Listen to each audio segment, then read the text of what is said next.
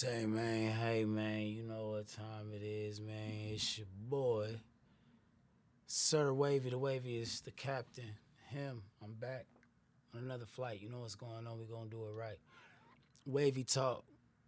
We moving from just talking about what's going on currently in the world to talking about everything, man. We trying to just have a conversation with y'all, trying to understand each other, you know?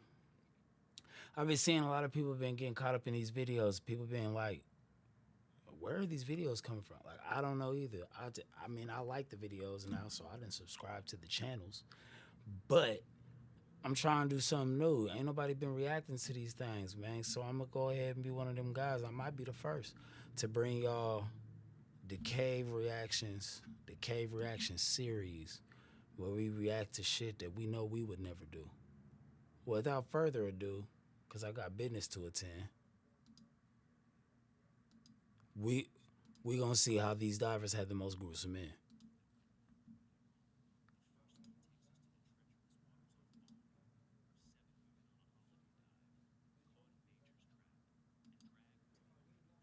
With only their survival instincts to keep them alive. While the second story follows a climber who descended into a mine shaft to save his dog, but instead walked into an invisible atmospheric killer death trap. As always, viewer discretion is advised. February 14th, 2014, Valentine's Day. While couples around the world celebrated love, 7 Japanese women were about to face nature's most brutal test. 5 friends, Ritsuko Miyata, Emi Yamamoto, Naomi Tomita, Aya Morizono, and Atsumi Yoshinobe, had traveled to Indonesia for what Is it me or do they got some bad bitch names? Oh, I shouldn't have said that. They got some BB names. should have been the diving trip of a lifetime. Joining them were 2 seasoned diving instructors, Shoko Takahashi and Saori Furukawa, Come on. from Bali's Yellow Scuba Dive Club. These weren't novice divers taking unnecessary risks. Each woman had completed at least 50 successful dives. They knew the ocean, respected its power, and followed safety protocols. But sometimes experience isn't enough when nature decides to show its true fury. Their destination was Crystal Bay, off the coast of Nusa Penida, a slice of underwater paradise southeast of Bali. Picture crystal clear waters, vibrant coral reefs teeming with marine life, and underwater landscapes that look like something from another planet. It's a diver's dream destination. But Crystal Bay harbors a deadly secret. This region sits within the notorious Coral Triangle, where powerful ocean currents can appear without warning, turning paradise into a death trap in seconds. The underwater topography here is unforgiving. Steep drop-offs, shifting tides, and the massive Indonesian throughflow create a perfect storm of dangerous conditions. Here's what makes this place so treacherous: sudden changes in water density near the thermocline, that invisible boundary where warm surface water meets the cold depths below. When conditions align just wrong, the water itself becomes a trap, creating downcurrents so powerful they can drag even the strongest swimmers into the abyss. February 14th started like any perfect diving day. Clear skies, calm seas, optimism in the air. I'm so The 7 women impatient. completed 2 successful dives that morning, their spirits high as they explored the underwater wonderland. Everything was going according to plan. For their 3rd dive that afternoon, they headed to the mangroves on the northeast side of Nusa Lembongan Island. The boat captain they'd hired was supposed to track their movements, staying close enough to pick them up when they surfaced. This is standard protocol, your lifeline to safety. But here's where everything started to go wrong. As they explored the mangroves below, dark clouds began gathering above. In this region, weather can change in minutes, and they were diving during monsoon season, October to April, when violent storms are most common. When the 7 divers finally surfaced, expecting to see their boat waiting nearby, they found nothing. Empty ocean stretched in every direction. Their boat captain was nowhere to be seen. Furukawa, the dive leader, immediately fired a flare gun into the sky, a desperate signal for help. The bright red flare arced through the darkening sky and fizzled out. No response. No boat on the horizon. Then, nature unleashed its fury. The storm hit like a freight train. Within seconds, a massive downcurrent grabbed all 7 divers and hurled them into the open ocean, like toys in a washing machine. They tried desperately to stay together, reaching for each other as the relentless current spun them through the water. Imagine being caught in an underwater tornado, tumbling helplessly as thousands of tons of water carry you further and further from safety. Your training tells you to stay calm, but every instinct screams that you're going to die.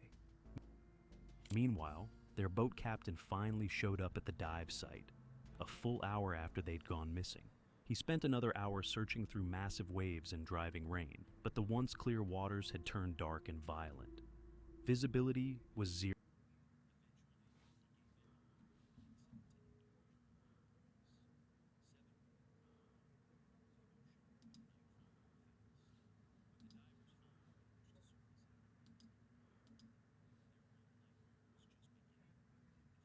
Themselves in the middle of the Lombok Strait, 20 kilometers from their last known position. Miles of empty ocean surrounded them in every direction. Floating in the ocean might sound peaceful, but it's actually a death sentence in slow motion. The tropical sun beats down mercilessly during the day, while at night, the water temperature drops enough to cause hypothermia. Dehydration sets in quickly, and exhaustion makes it nearly impossible to stay afloat. And then there are the predators. Sharks, jellyfish, and other marine life that see floating humans as either prey or threat. On Saturday morning, one day after going missing, Furukawa made a desperate decision. She spotted a tugboat in the distance and broke away from the group, swimming frantically to try to get the crew's attention. But the currents that had trapped them also prevented her from reaching the boat or returning to her companions. The remaining 6 divers faced a new crisis. They'd managed to reach a coral reef and were trying to climb onto the rocks when disaster struck again. Massive waves swept away both Takahashi, one of the instructors, and Miyata. Takahashi had been trying to help Miyata when the ocean claimed them both. Now, only 4 remained, clinging to coral in the middle of nowhere. The 4 survivors, Yamamoto, Tomita, Morizono, and Yoshinobi, had to become resourceful fast. They collected rainwater using their diving fins and any plastic bottles that washed up. When coconuts floated by, they grabbed them for precious fresh water. Every drop was liquid life. For 3 days and nights, they clung to that reef. 3 days of scorching sun, freezing nights, dehydration, and the constant fear that the next wave might be their last. Search planes flew overhead, but couldn't spot them against the dark coral. On Monday, February 17th, a local fisherman spotted something unusual near South Manta Point. Signs of people stranded on a reef.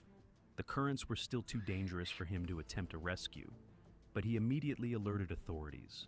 When the rescue boat finally reached them, the 4 women were sunburned, dehydrated, and exhausted, but alive.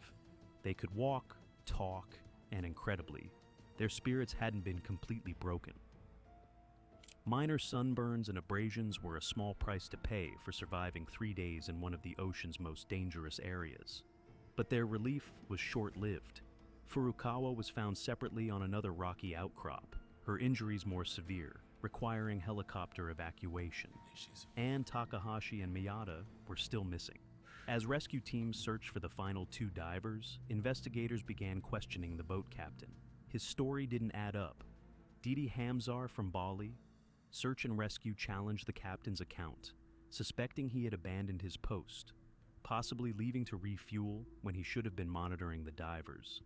The survivors confirmed the worst. Their boat captain had left them stranded. When they surfaced from their 3rd dive, he was simply gone. Police arrested him for negligent behavior that led to at least 1 death, possibly 2. On Tuesday, local swimmers found a body believed to be one of the missing divers. The ocean had taken its toll, making identification difficult. But when officials brought the remains to Miyata's family, her husband and daughter recognized her wedding ring, still on her finger after 3 days in the water. An autopsy confirmed she had been dead for 3 days. Takahashi was still out there somewhere. The search continued until Thursday, when officials announced they would have to call it off. But the ocean wasn't finished with this story. On March 17th, over a month later, a fisherman in Malang, East Java province, made a grisly discovery. A decapitated body with missing hands and feet had washed ashore, approximately 125 miles from the original dive site. Despite the horrific condition of the remains, the fishermen suspected this might be Takahashi. Without dental records available, DNA testing was the only way to confirm identity. Officials flew the remains to a hospital in Bali, where Takahashi's husband identified his wife's body based on clothing inside the wetsuit. 7 women went on a Valentine's Day diving trip. 5 came home alive, but forever changed. 2 families lost daughters, wives, and mothers to the unforgiving sea. This tragedy highlights the deadly reality of extreme diving locations. Even with experience, proper equipment, and safety protocols, nature can turn paradise into a nightmare in seconds. The negligent boat captain faced criminal charges, but no amount of justice could bring back the lives lost to his abandonment. Man, I ain't gonna lie. That dude need to be locked up and thrown. They gotta throw the key away, man. That's crazy. How you just gonna leave somebody, gang? I don't even know what to say, bro. Don't go to Bali. Already don't do that, but don't go to Bali.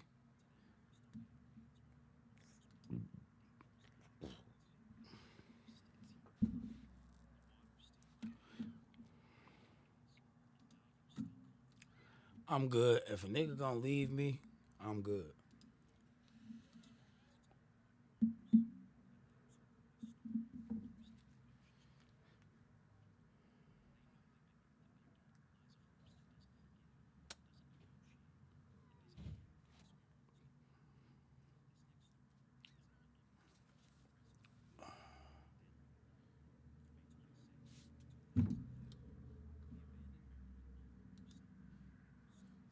I see what's happening.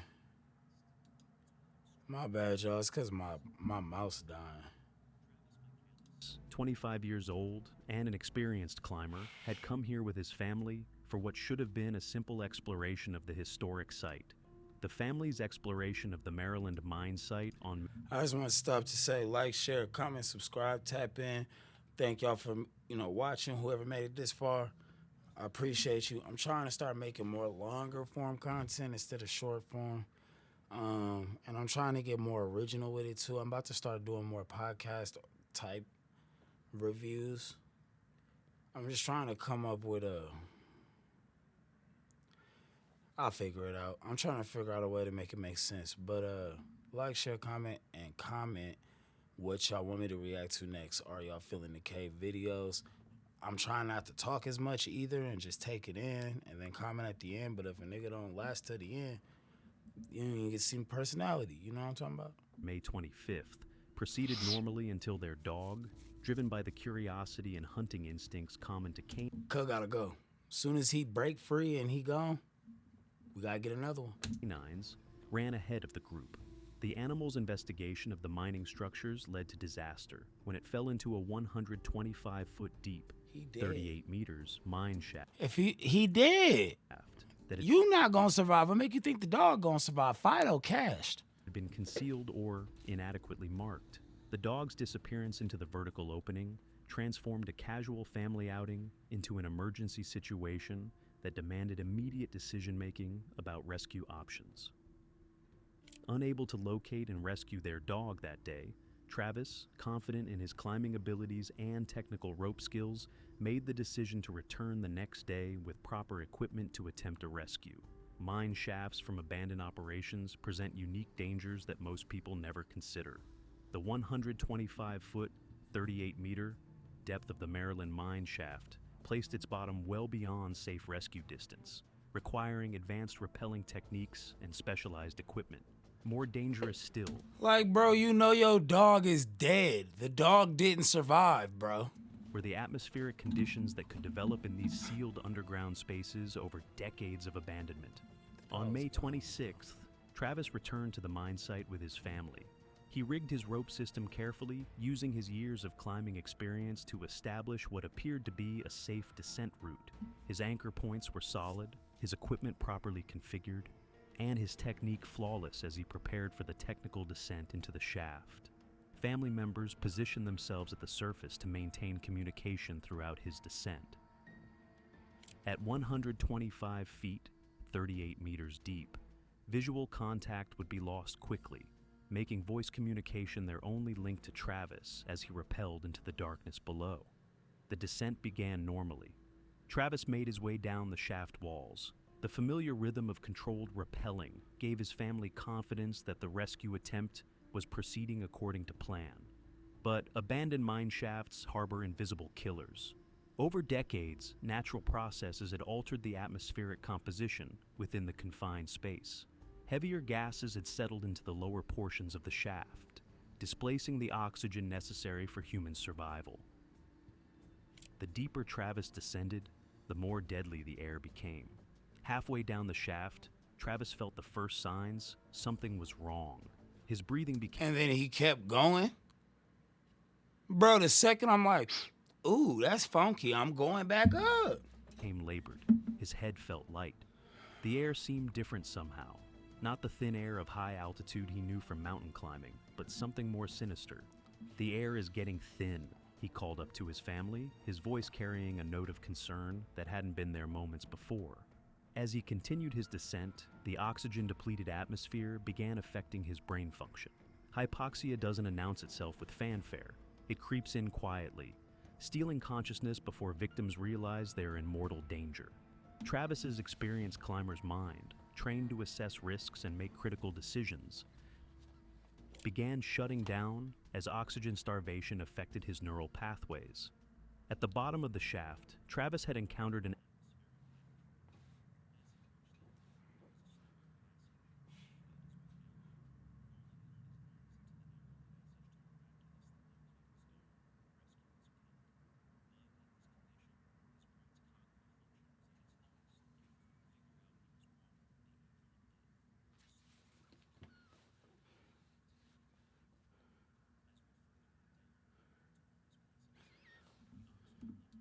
I didn't even realize it froze. I'm sitting here waiting on the dude to surface. My bad, y'all. I'll make sure my stuff charged next time. Let's rewind this just a little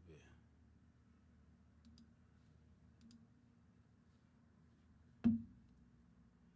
It's crazy, bro. on his knees into the narrow passage to miraculously locate his dog and rescue his pet. But in his condition, his brain's cognitive function was at its lowest, and he couldn't figure out he was walking with the angel of death. The sloping passage that led away from the main shaft had become a death trap. As we further went down and moved toward this passage's depth, the oxygen levels dropped so drastically that he lost consciousness within moments. His body struggled against the oxygen starvation. The hypoxia shut down his brain function systematically. First went his higher reasoning, then his motor control, then his basic life functions. Inside the deadly atmosphere, Travis fought alone in the darkness, 125 feet, 38 meters below his family. His family members above, receiving no response to their increasingly frantic calls, faced the terrible realization that their rescue mission had become a disaster. The silence from the shaft indicated either that Travis was unconscious, injured, or dead, but they had no way to determine his condition or provide assistance without entering the same dangerous environment that had claimed him. Their frantic calls into the shaft received no response. I love how bro just sliding around on his back. The rope hung motionless. They had no way to determine Travis's condition without entering the same environment that had claimed him. Recognizing that the situation exceeded their capabilities, they sought professional help. Search and rescue teams responded to the Maryland mine emergency with the understanding that they were likely dealing with a fatal accident rather than a rescue operation. The atmospheric conditions that had claimed Travis posed the same deadly threat to any rescuer who entered the shaft without proper breathing protection. Professional rescue operations in confined spaces require specialized equipment including air packs, atmospheric monitoring devices, and backup safety systems that enable rescuers to work safely in environments that have already proven deadly. A professional rescuer equipped with an air pack was lowered into the mine shaft to locate Travis and assess the situation at the bottom. The self-contained breathing apparatus provided the rescuer with a clean air supply that was independent of the shaft's deadly atmosphere, enabling safe operation in conditions that would quickly incapacitate or kill anyone breathing the ambient air. At the bottom of the shaft, the rescuer discovered Travis's body in the confined space where the fatal atmospheric conditions had overcome him. The evidence suggested that he had lost consciousness during his descent and died from hypoxia, the medical term for oxygen deprivation that results in cellular death when tissues cannot obtain adequate oxygen for normal metabolic processes. The scene told a clear story of atmospheric death. No signs of trauma, no equipment failure, just the quiet end that comes with oxygen starvation. The recovery operation required careful coordination to bring Travis's body to the surface without endangering additional lives. His body was placed in a specialized litter and hauled up the shaft through the same deadly atmosphere that had killed him. The recovery operation required careful handling of Travis's body in the confined space of the mine shaft, while maintaining the safety of rescue personnel working in the hazardous environment. Professional recovery operations follow established protocols for removing victims from dangerous locations by the surface. This process required coordination between rescuers at the bottom of the shaft, personnel managing the hauling systems at the surface, and safety officers monitoring the entire operation. My bad, y'all. I ain't trying to rush the video. I'm just tired, and I need like something to interest the nigga. I want to know what happened to Fido, because I just got off work. I'm tired. For additional hazards. His family was left devastated. At first they had lost their dog, and now another family member. Maryland Mine turned out to be their worst nightmare. The air is getting thin were the only last words Travis spoke of, words that would haunt the family forever. The autopsy confirmed what rescuers suspected. Travis had died from hypoxia, the medical term for death by oxygen deprivation. His lungs contained no oxygen, his blood showed the chemical signatures of severe hypoxic stress, and his brain had shut down from lack of oxygen. The dog they had originally come to rescue was nowhere to be found. The same atmospheric conditions that killed Travis had likely claimed the animal days earlier. Based on the evidence at the scene, rescuers fell 150 feet. That nigga probably slid down the shaft at fucking like warp speed. Probably tumbled down like a Donkey Kong. Hey, that drop was like 150. I don't know if y'all could have heard me, but like 150 feet, bro. That thing probably hit the ground and rolled like a Donkey Kong barrel. Come on. reconstruct